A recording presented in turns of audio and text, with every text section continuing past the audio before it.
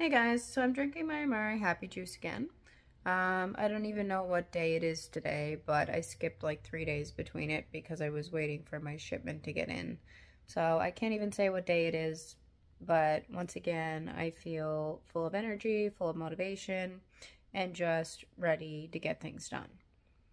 And I'm hopefully going to be able to finish filling out my student loan application today.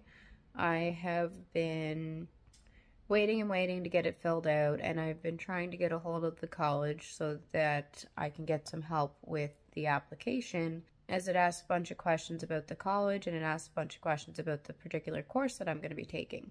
Now, I have noticed that the course I'm going to be taking, they dropped it down from a 2-year course to a 15-week course, which is quite a significant difference.